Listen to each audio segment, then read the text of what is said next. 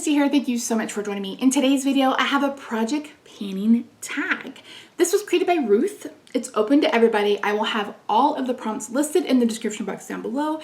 There were originally 10, and then Deb added a very special 11th one. So I will be sharing with you all about my painting journey in this video. So to give you a little background, if you're new to me, new to my channel, new to painting, I originally stumbled upon project painting in like November, December of 2019.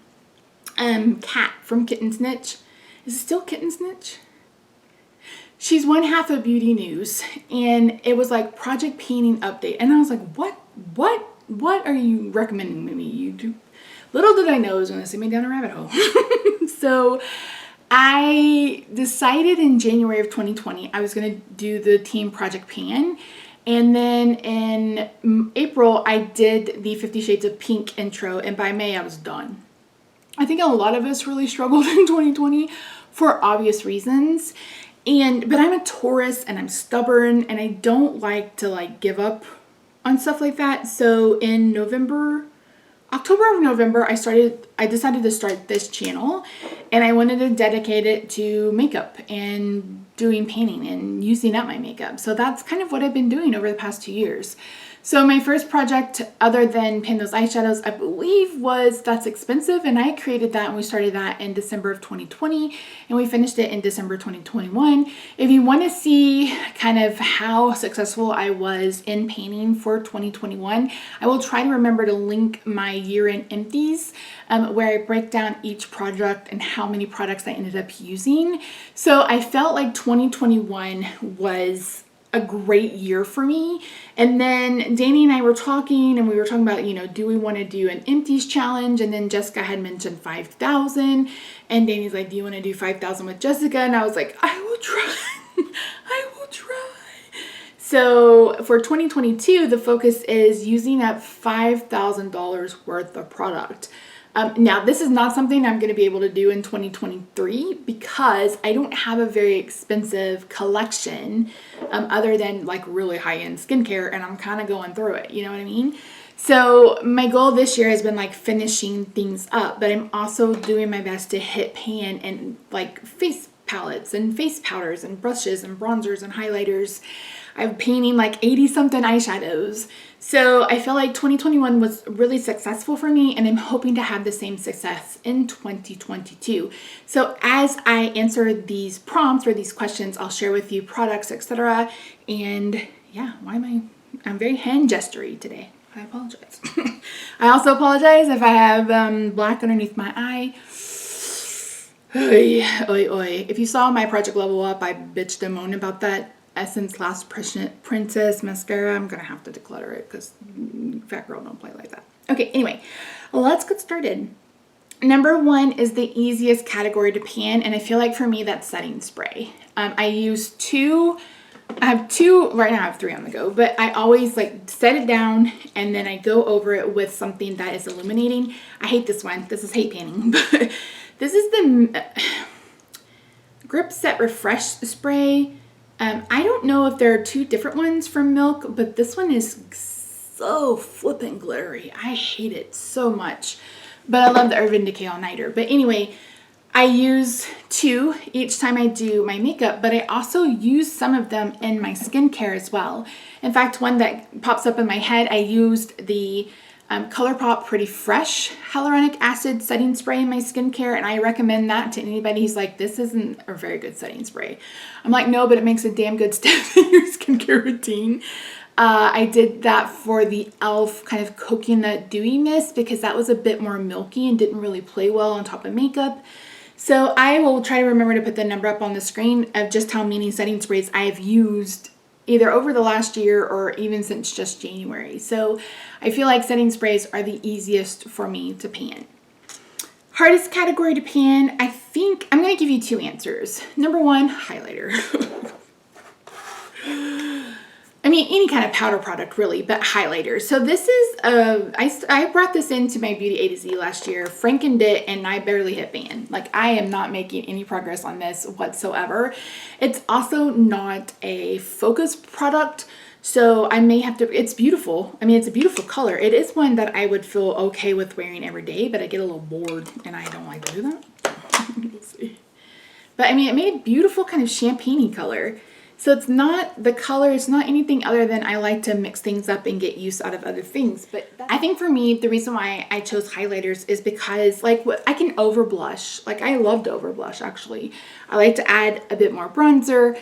I probably use more foundation than I need to. I don't know that I do that anymore, but I used to. So it's like, those are things that you can, like you can build up your eyeshadow.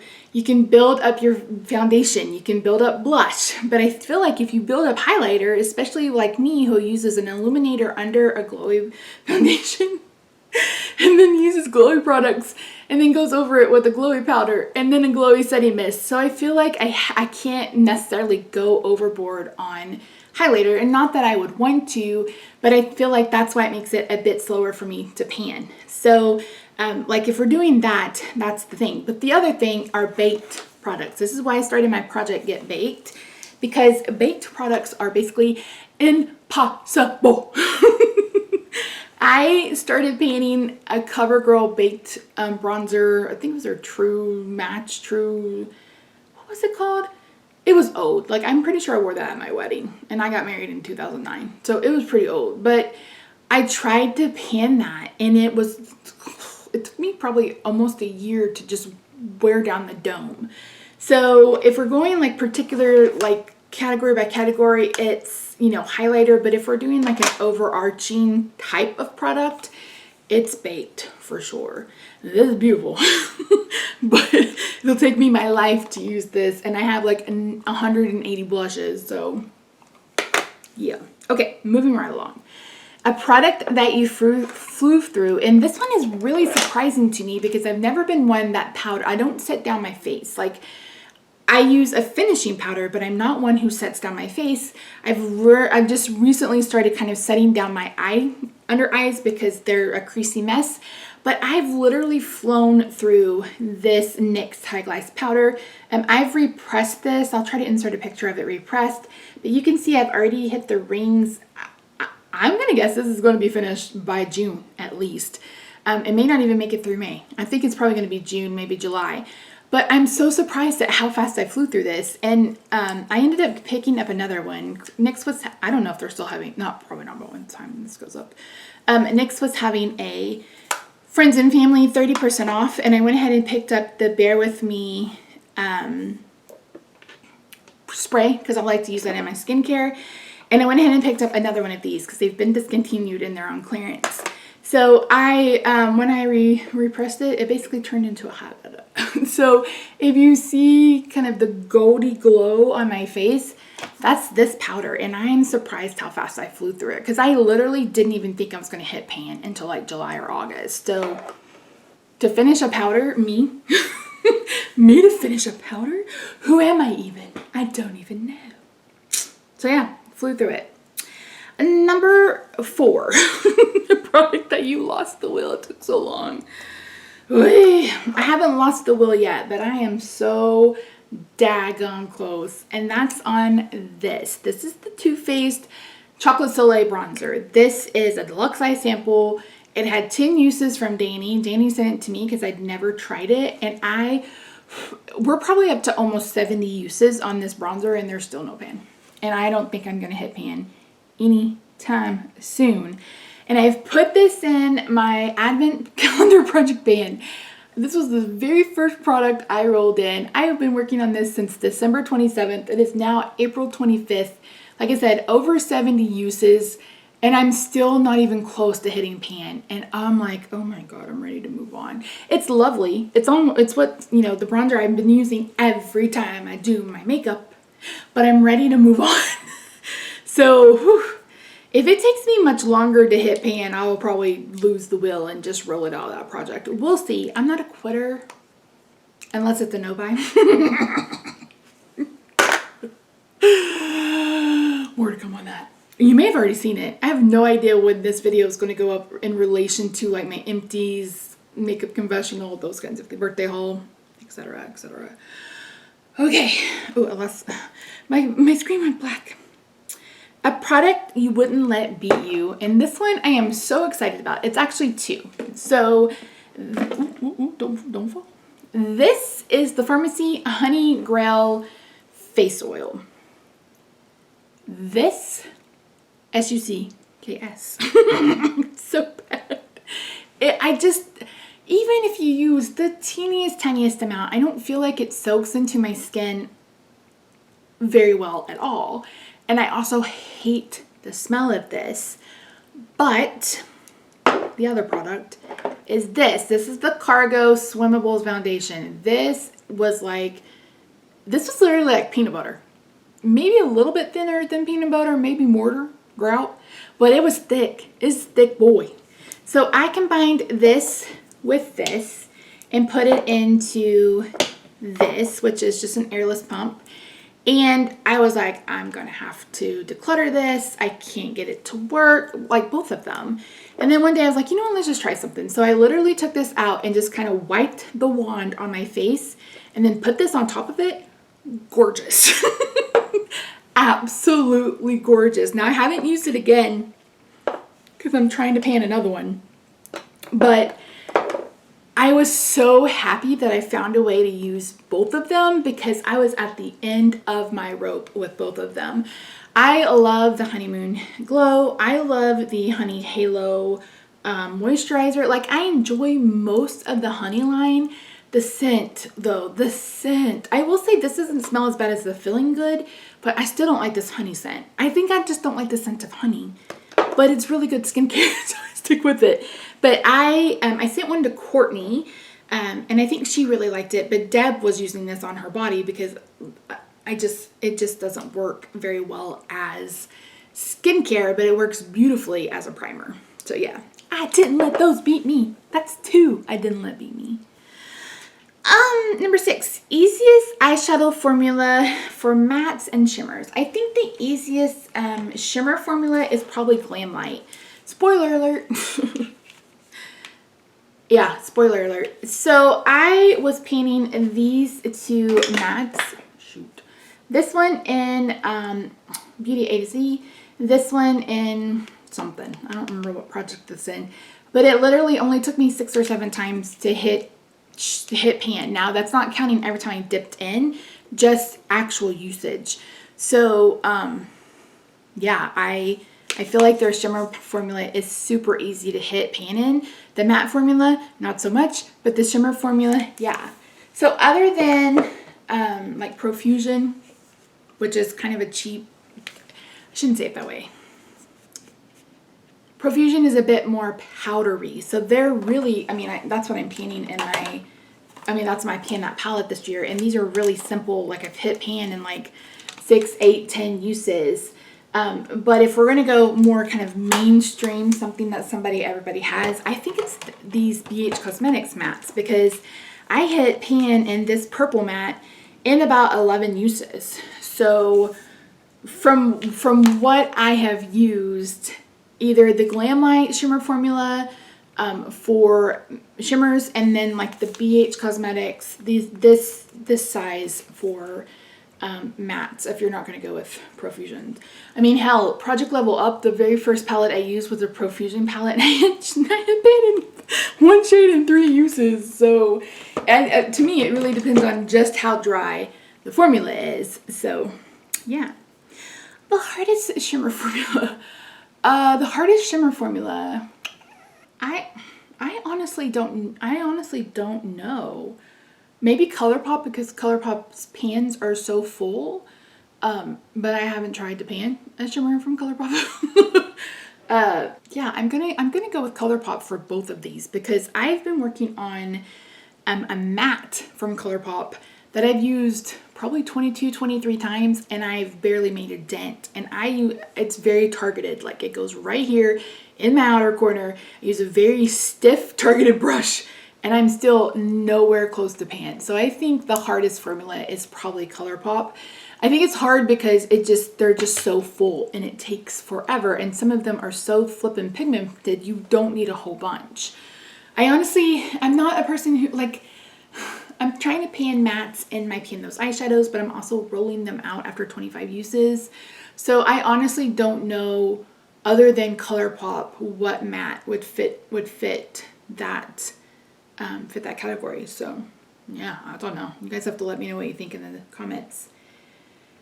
Best alternative use to pan a product faster. I think if you're talking eyeshadow, like, so if you're talking about eyeshadows, it's the multi-purpose stones. So if it's a brown, use it in, you know, if you have brown hair, use it in your eyebrows, use it as a contour, use it as a bronzer. The flip-flop of that, if you have a blush, like I am trying to pan 3 different blushes.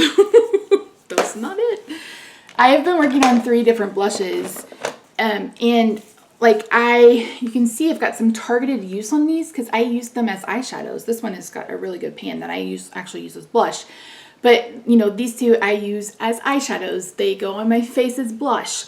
So I think that's... The other thing is like putting really deep highlighters in a lotion. So you can either make it like a tanning lotion or you can make it just like a shimmery lotion. I do that. I have an illuminator that I'm using morning and night when I put lotion on. So I think that's a good way to use up product that way, because I think we all got suckered into face palettes, and some of us, not naming any names, still do. But as we know with face palettes, they're supposed to be universal. So they'll put really, really light and really, really deep.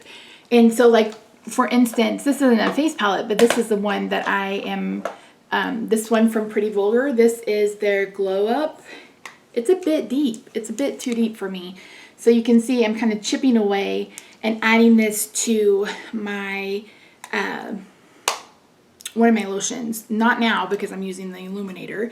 Another thing is I see a lot of people like, well, I don't take bubble baths, but I have this bubble bath.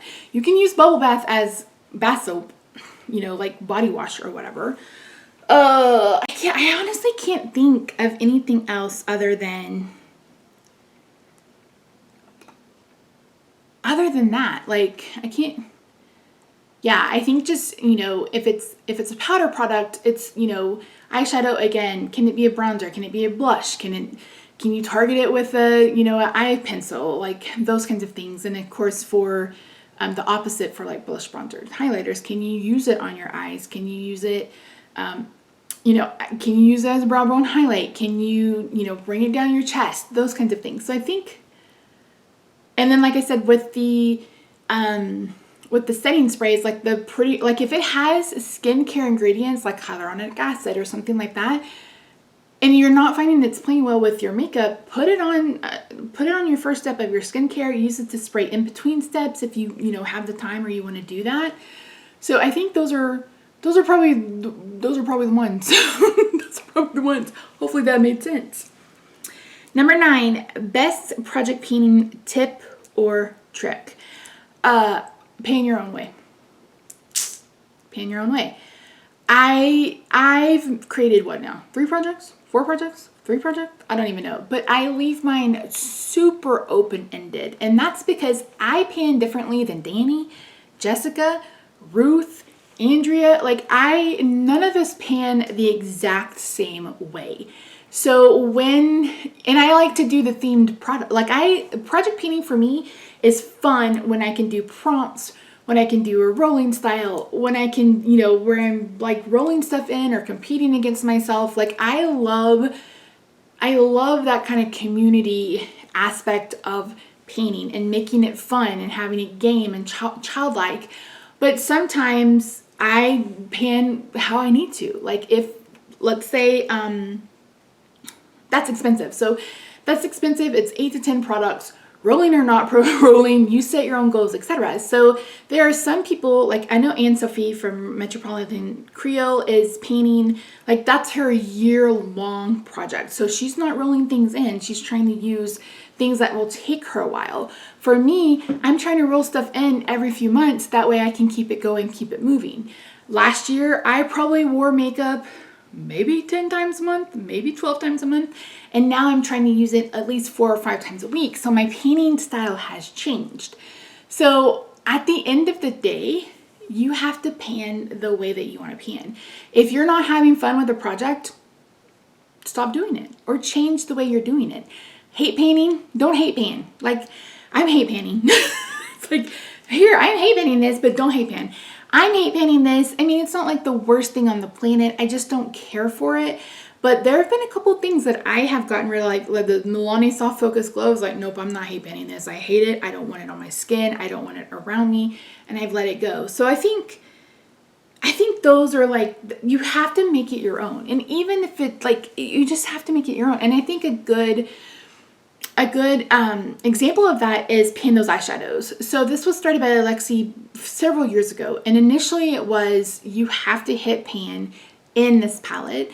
And then people kind of, you know, played with the rules a little bit and were like, well, I'm going to do a usage goal. So I'll either, you know, 30 uses or I hit pan and then I can roll it out.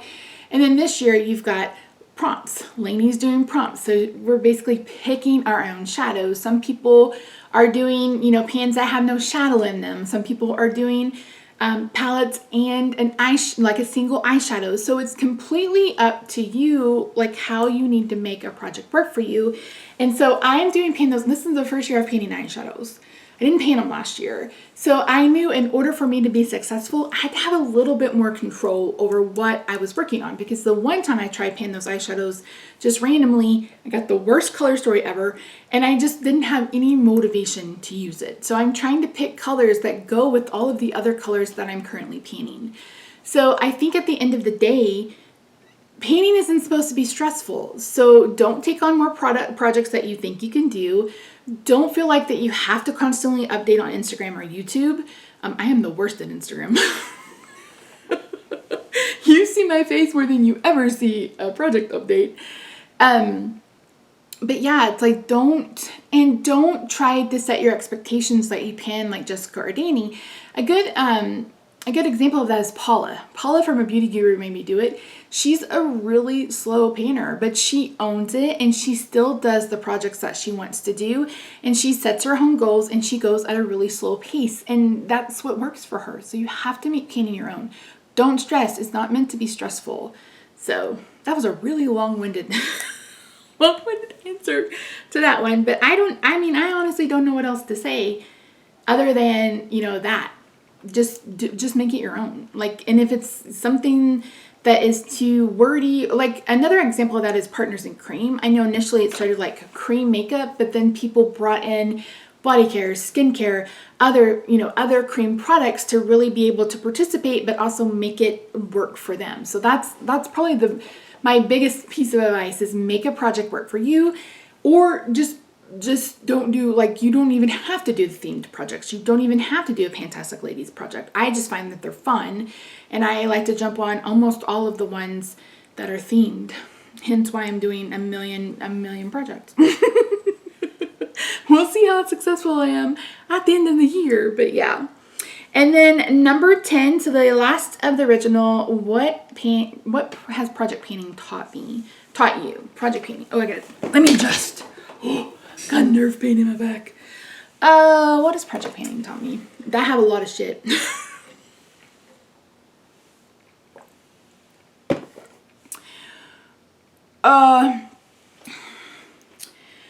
Project painting has taught me that I have a lot of stuff. I have several lifetimes of stuff. I think I mentioned in last year's inventory that it's always just been in a drawer. Like, I had no idea I'd gotten up to 180, almost 190 blush pans. I had no idea because they go in a drawer. So having to pull things out, do my inventory, share that with you, try to figure out what I'm going to pan. I think painting has taught me that I have to really get a handle on my consumerism and use what I have. And I have a lot. But I think project painting has also taught me that not all of the beauty community is toxic. And I think we already knew that. Like, it's the ones at the top, the ones that scream the loudest are the most toxic. But still, you can go in someone's comment section on like a review video, etc., and you see, you know, people saying stuff about other people's looks or, you know, their application techniques, etc.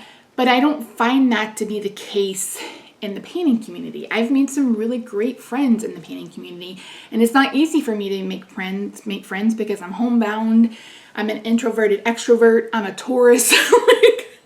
There are a lot of reasons why I've never made friends easily, and I find like I found my tribe, you know what I mean? Like I found my people here in the painting community, and everybody is so supportive. Like, let's cheer somebody on to 100 subscribers. You know, I remember we were in a group chat and Danny's like, hey, I found this, and I'm like her only subscriber, and 10 of us went and subscribed to that channel just to be supportive. So I think that's what painting in the painting community has really taught me, is that, you know, there is toxicity anywhere on YouTube, but there's also a really fun, creative, and supportive group of men and women in this painting community that, yeah, that just, seriously, they just brighten my day, and it's a blessing. So that's what project painting has taught me. It has also taught me I have a lot of shit. And then Deb added one, and it's, what are you proudest of painting? And I will try to find it. I don't know where I put it, so I'm going to try to find a picture of this NYX eyeshadow that was in 50 Shades of Purple. That was my very first pan in a powder product. It was my very first pan in an eyeshadow. It was my very first pan at all, ever. And it took me forever. That project started in April. I think I finally hit pan in January or February. So I am so proud of that first pan. And I remember posting about it on Instagram and getting so many really kind, encouraging, you know, congratulatory comments on Instagram and here on YouTube. And it's just, I just love it. Like, I am the most proudest of that. And at the end of this year, I hope I'm able to say I've hit pan in 60 or 65 eyeshadows, maybe more. And that will be another feat that I'm really, really proud of. So, yeah. I would love for you to do this tag. Make sure that you let me know in the comments down below. If I'm not subscribed to you, let me know. I'm trying to subscribe to as many people as I can, but I'm a little behind on YouTube. Here's the thing. I don't watch television. Like, I don't watch TV shows. I haven't watched a movie in probably, I think the last movie I watched was the live action Beauty and the Beast. That's the last movie I know I've seen in the theater. I am someone who watches YouTube and I read. And some days I read 2 or 3 books and I don't get on YouTube at all, but some days I will binge watch everybody on YouTube. So I'm a couple of days behind on commenting back on my videos, but I'm also a couple of days behind on other videos. And I know I post a lot, so it's probably hard for you guys to keep up. And the reason why I've done that is because, especially with how my year ended and how my year is going, I really need makeup to take my mind off things. So I will link a video, I'll try to link it in the description box down below, that talks about kind of what's been going on. I'm trying not to put the health stuff on this channel because this is my escape. This is where I can come and be, you know, Misty with the bright eyeshadow and the, you know, the fun hair, and it's not Misty that, you know, lives with a chronic illness, chronic pain, etc. So yeah. Yeah, I'd love to, plus we're nosy. So Drew's is like, I'm nosy. I want to hear what other people have to say. And I am the exact same way. So I can't wait to see what you have to say. And if you want to answer these in a comment, feel free. If you don't have a channel, you're not on Instagram, feel free to copy them and answer them in the comments. I would love to see what you have to say. So other than that, thank you so much for joining me today. I really hope you'll consider subscribing if you haven't already. I love your faces. Have a great day, night, weekend, wherever you are. And I will see you in my next video. Bye for now.